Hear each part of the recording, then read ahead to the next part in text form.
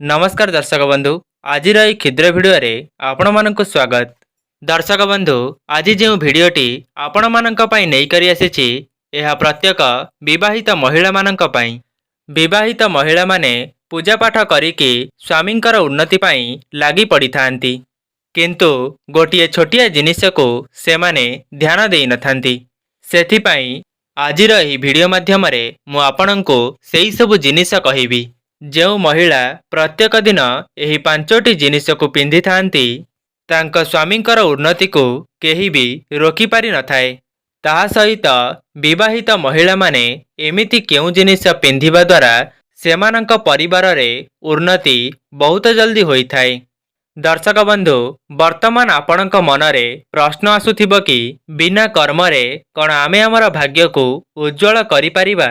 दर्शक बंधु जदि आपण माने निज जीवन रे थरुटिए उन्नति चाहुचंती केवल थरे मात्र आपणक घरे एहाको निश्चय परीक्षा करंतु।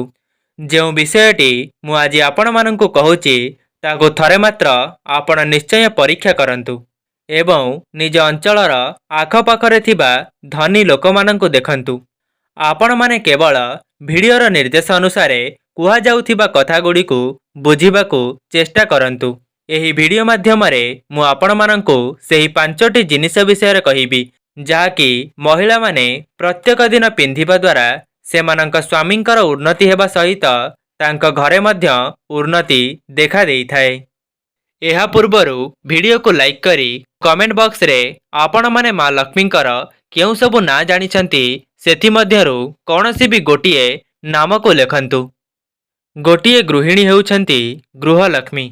मां लक्ष्मी प्रसन्न होई थांती गृहिणीर आचार विचार एवं शालीनता देखी एवं घर परिष्कार रहिबा सहित निजे मध्य परिष्कार रही थांती। आपण माने देखिथिबे जो विवाहिता महिला देखिबा पई असुंदर होई थांती तांका घरे मां लक्ष्मी वास करि थांती।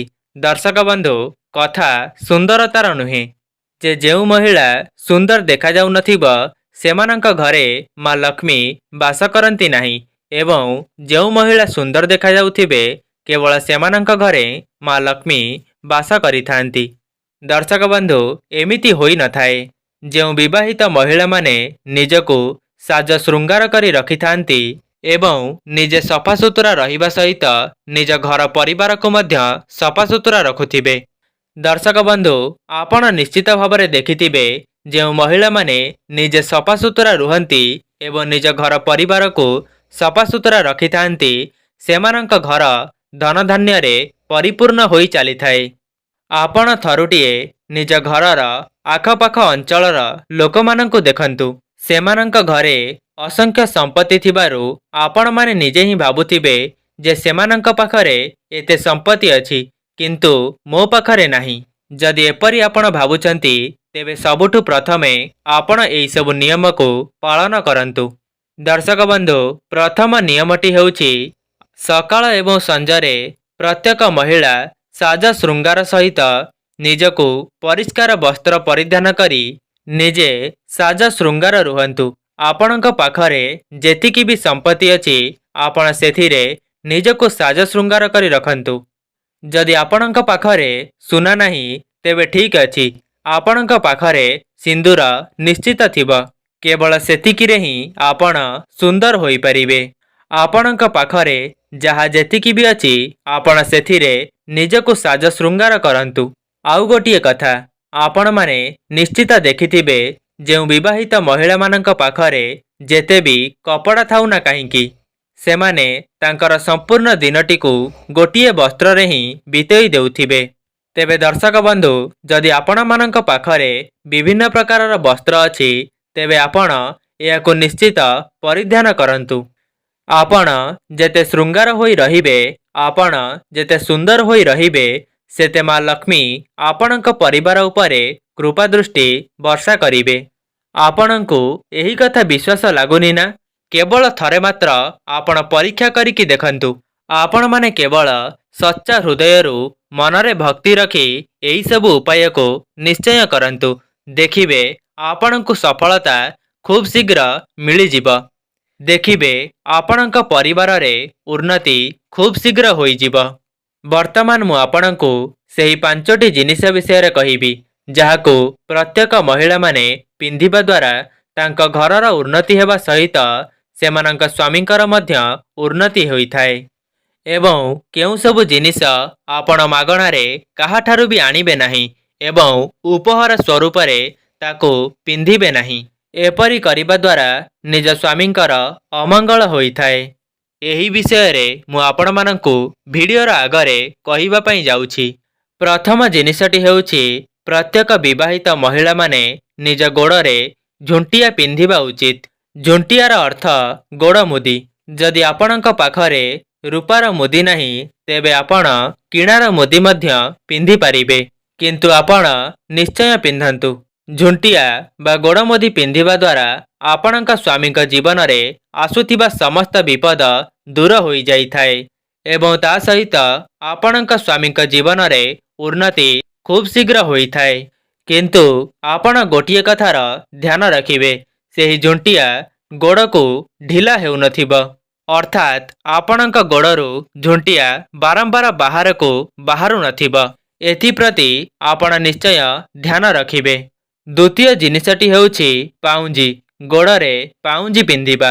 ଯଦି ଆପଣମାନେ ପାଉଁଜି ପିନ୍ଧୁଛନ୍ତି ତେବେ ଆପଣ ରୂପାର ପାଉଁଜି ପିନ୍ଧନ୍ତୁ। ରୂପାର ଜିନିଷ ଅଧିକ ମାତ୍ରାରେ ପିନ୍ଧିବା ଦ୍ୱାରା ମଣିଷର ମନ ସ୍ଥିର ହୋଇଥାଏ। ତେଣୁ ଆପଣମାନେ ଥରୁଟିଏ ରୂପାର ପାଉଁଜି ପିନ୍ଧିକରି ଦେଖନ୍ତୁ।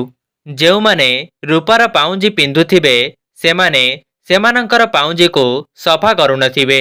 ଯଦି ଆପଣମାନେ ପିନ୍ଧୁଥିବେ ତେବେ ଏହାକୁ ସଫା କରନ୍ତୁ ଯେପରି ଉଜ୍ଜଳ ଦେଖାଯାଉଥିବ। ଏବେ ଆପଣମାନେ ଭାବିବେ ଯେ ଆମେ ତ ରୂପାର ପାଉଁଜି ପିନ୍ଧୁଛୁ, ତଥାପି ଆମ ଜୀବନରେ କାହିଁକି ଉନ୍ନତି ହେଉନାହିଁ? ଦର୍ଶକ ବନ୍ଧୁ, ସେହି ରୂପାର ପାଉଁଜିକୁ ଆପଣ ବାରମ୍ବାର ସଫା କରନ୍ତୁ ଏବଂ ତାକୁ ଉଜ୍ଜଳ ରଖନ୍ତୁ। ତୃତୀୟ ଜିନିଷଟି ହେଉଛି ମଙ୍ଗଳସୂତ୍ର। ମଙ୍ଗଳସୂତ୍ର ପ୍ରତ୍ୟେକ ବିବାହିତ ମହିଳାମାନଙ୍କର ପ୍ରଥମ ଅଧିକାର। ଏବେ ଆପଣମାନେ ମଙ୍ଗଳସୂତ୍ର ପିନ୍ଧୁଛନ୍ତି କି ନାହିଁ ନିଜେ ହିଁ ବିଚାର କରନ୍ତୁ। ଯଦି ଆପଣଙ୍କ ପାଖରେ ସମ୍ବଳ ନାହିଁ ତେବେ ଆପଣ କିଣାର ମଙ୍ଗଳସୂତ୍ର ମଧ୍ୟ ପିନ୍ଧିପାରିବେ। କିଛି ନହେଲେ ମଧ୍ୟ ଆପଣ ଗଳାରେ ଗୋଟିଏ କଳା ରଙ୍ଗର ସୂତାକୁ ମଧ୍ୟ ବାନ୍ଧିପାରିବେ। ମଙ୍ଗଳସୂତ୍ର ପିନ୍ଧିବା ଫଳରେ ଆପଣଙ୍କ ସ୍ୱାମୀଙ୍କର ସମସ୍ତ ଅମଙ୍ଗଳ ଦଶା ଦୂର ହୋଇଯାଇଥାଏ ଏବଂ ତାଙ୍କ ଜୀବନରେ ଆପଣଙ୍କ ଦ୍ୱାରା ଉନ୍ନତି ହୋଇଥାଏ। କିନ୍ତୁ ମନେ ରଖନ୍ତୁ, ଯେଉଁ ମଙ୍ଗଳସୂତ୍ର ଆପଣ ପିନ୍ଧୁଛନ୍ତି ତାହା ଅନ୍ୟର ଉପହାରରେ ହୋଇନଥିବ। ତାହା ଆପଣଙ୍କ ସ୍ୱାମୀଙ୍କ ରୋଜଗାରରେ ହିଁ କିଣା ହୋଇଥିବା ଦରକାର, କିମ୍ବା ଆପଣଙ୍କ ବାହାଘର ସମୟରେ ଯଦି କେହି ଆପଣଙ୍କୁ ଦେଇଥାନ୍ତି ତେବେ ସେହି ସମୟରେ ମଧ୍ୟ ହୋଇପାରିବ। ଦର୍ଶକ ବନ୍ଧୁ, ଅନ୍ୟର ପିନ୍ଧା ହୋଇଥିବା ମଙ୍ଗଳସୂତ୍ରକୁ ଆପଣ କେବେ ବି ଭୁଲରେ ମଧ୍ୟ ପିନ୍ଧିବେ ନାହିଁ। ସେ କିଣା ହେଉ କିମ୍ବା ସୁନା ହେଉ, ଏପରି କରିବା ଦ୍ୱାରା ସ୍ୱାମୀଙ୍କର ଅମଙ୍ଗଳ ହୋଇଥାଏ। ଅନ୍ୟର ପାଉଁଜି, ଅନ୍ୟର ଗୋଡ଼ ମୁଦି କିମ୍ବା ଅନ୍ୟର ମଙ୍ଗଳସୂତ୍ର ଆପଣ କେବେ ବି ନିଜେ ପିନ୍ଧନ୍ତୁ ନାହିଁ। ଚତୁର୍ଥରେ ଆସୁଛି ସିନ୍ଦୁର। ଦର୍ଶକ ବନ୍ଧୁ, ସିନ୍ଦୁର ଏପରି ଏକ ଜିନିଷ ଯାହାକି ପ୍ରତ୍ୟେକ ବିବାହିତ ମହିଳା ନିଜ ସ୍ୱାମୀଙ୍କର ଦୀର୍ଘାୟୁ ଏବଂ ଲମ୍ବା ଆୟୁଷ ପାଇଁ ନିଜ ମଥାରେ ପରିଧାନ କରିଥାନ୍ତି।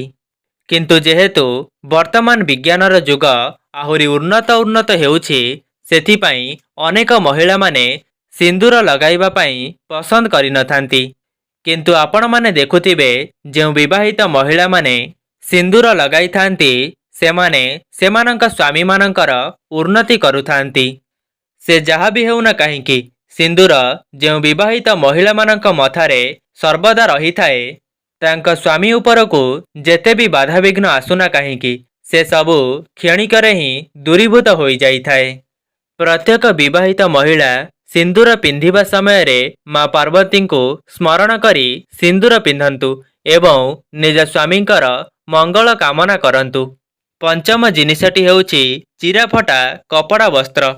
ବିବାହିତ ମହିଳାମାନେ କେବେ ହେଲେ ଚିରାଫଟା ବସ୍ତ୍ରକୁ ପିନ୍ଧନ୍ତୁ ନାହିଁ, କିମ୍ବା ଆପଣମାନେ ଅନ୍ୟ କାହାର ବସ୍ତ୍ରକୁ ନିଜେ ପିନ୍ଧନ୍ତୁ ନାହିଁ।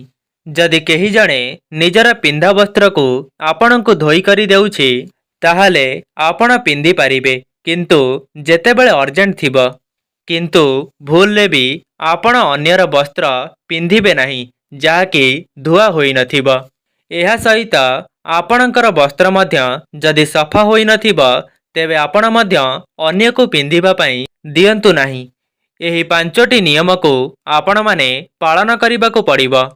ଯଦି ଆପଣ ଏହି 5ଟି ଜିନିଷକୁ ଧ୍ୟାନ ରଖିବେ ତେବେ ଆପଣଙ୍କ ସ୍ୱାମୀଙ୍କର ମଙ୍ଗଳ ନିଶ୍ଚିତ ଭାବରେ ହେବ। ଏବେ ଦର୍ଶକ ବନ୍ଧୁ, ମୁଁ ଆପଣମାନଙ୍କୁ ଆଉ ଗୋଟିଏ କଥା ମଧ୍ୟ କହୁଛି, ଆପଣମାନେ କେଉଁ ସବୁ ଜିନିଷ ମାଗଣାରେ ପିନ୍ଧିବେ ନାହିଁ। ପ୍ରଥମ ଜିନିଷ ହେଉଛି ସିନ୍ଦୁର ଏବଂ ଅଳତା।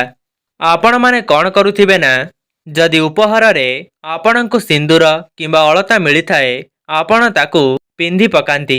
କିନ୍ତୁ ଦର୍ଶକ ବନ୍ଧୁ ମନେ ରଖନ୍ତୁ, ସିନ୍ଦୁର ଏବଂ ଅଳତା ଆପଣ ଯେତେ କମ୍ କରି ଲଗାଇବେ ଆପଣଙ୍କ ପାଇଁ ସେତେ ମଙ୍ଗଳ ହୋଇଥାଏ। କହିବାର ଅର୍ଥ ହେଉଛି ଆପଣମାନେ କେବେ ବି ସିନ୍ଦୁରକୁ ସରିବା ପାଇଁ ଦିଅନ୍ତୁ ନାହିଁ। ଆପଣ ବିବାହ ସମୟରେ ଆପଣ ଯେଉଁ ସିନ୍ଦୁରକୁ ନିଜ ମାଙ୍କ ଘରୁ ଆଣିଥିବେ କିମ୍ବା ଆପଣଙ୍କ ସ୍ୱାମୀ ଲଗାଇଥିବେ ସେହି ସିନ୍ଦୁରକୁ ଆପଣ ଟିକିଏ ଟିକିଏ କରି ସବୁବେଳେ ଲଗାନ୍ତୁ, କିନ୍ତୁ ସେହି ସିନ୍ଦୁର ଡବାରୁ ସିନ୍ଦୁରକୁ ଶେଷ ହେବାକୁ ଦିଅନ୍ତୁ ନାହିଁ। ଏବଂ ତାପରେ ହେଉଛି ଅଳତା। ଅଳତା ଲଗାଇବା ସମୟରେ ଧ୍ୟାନ ରଖନ୍ତୁ କି ଯେପରି ଅଳତା ତଳେ ନ ପଡ଼ିବ। ସିନ୍ଦୁର ଏବଂ ଅଳତା ତଳେ ପଡ଼ିବା ଦ୍ୱାରା ସ୍ୱାମୀଙ୍କର ଅମଙ୍ଗଳ ହୋଇଥାଏ। ସିନ୍ଦୁର ଏବଂ ଅଳତା ଅତ୍ୟନ୍ତ ପବିତ୍ର ଜିନିଷ ହୋଇଥାଏ। ଆପଣ ଏହାକୁ କାହାଠାରୁ ବି ମାଗଣାରେ ପିନ୍ଧିବେ ନାହିଁ କିମ୍ବା ତଳେ ପକାଇବେ ନାହିଁ। ତେବେ ଦର୍ଶକ ବନ୍ଧୁ, ଏବେ ଆପଣଙ୍କୁ ସିନ୍ଦୁରର ଆଉ ଗୋଟିଏ ଉପାୟ ମଧ୍ୟ କହୁଛି।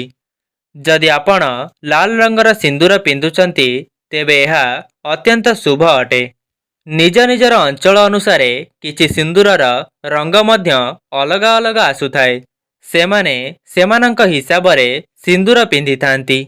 ଯେହେତୁ ଆମେମାନେ ଓଡ଼ିଆ, ଆମ ଅଞ୍ଚଳରେ ଲାଲ ରଙ୍ଗର ସିନ୍ଦୁର ହିଁ ସମସ୍ତ ମହିଳାମାନେ ପିନ୍ଧିଥାନ୍ତି। ତେବେ ଭୁଲରେ ମଧ୍ୟ ଆପଣ ଯେଉଁ ସିନ୍ଦୁରକୁ ନିଜ ଡବାରେ ଲଗାଉଥିବେ ତାହାକୁ ଅନ୍ୟକୁ କେବେ ବି ଦିଅନ୍ତୁ ନାହିଁ। ଦର୍ଶକ ବନ୍ଧୁ, ଏହି ସବୁ ନିୟମକୁ ପାଳନ କଲେ ଆପଣଙ୍କର ମଙ୍ଗଳ ହେବା ସହିତ ଆପଣଙ୍କ ପରିବାରରେ ମଧ୍ୟ ଉନ୍ନତି ହେବ। ତେବେ ଦର୍ଶକ ବନ୍ଧୁ, ଏହା ଥିଲା ସେହି 5ଟି ଜିନିଷ ଯାହାକୁ ପ୍ରତ୍ୟେକ ବିବାହିତ ମହିଳାମାନେ ପିନ୍ଧିବା ଦ୍ୱାରା ନିଜ ସ୍ୱାମୀଙ୍କର ଉନ୍ନତି ହେବା ସହିତ ସେମାନଙ୍କ ଜୀବନରୁ ସମସ୍ତ ଖରାପ ଦଶା ଦୂର ହୋଇଯାଇଥାଏ ଏବଂ ସେମାନଙ୍କ ପରିବାରରେ ଉନ୍ନତି ହୋଇଥାଏ। ତେବେ ଯଦି ଆପଣଙ୍କୁ ଭିଡ଼ିଓଟି ଭଲ ଲାଗିଥାଏ ଭିଡ଼ିଓକୁ ଲାଇକ୍ କରି କମେଣ୍ଟ ବକ୍ସରେ ଜୟ ମା ଲକ୍ଷ୍ମୀ ଅବଶ୍ୟ ଲେଖିଦିଅନ୍ତୁ ଏବଂ ଭିଡ଼ିଓକୁ ଗୋଟିଏ ସେୟାର କରନ୍ତୁ। ଆଜି ପାଇଁ ରହୁଛି, ନମସ୍କାର।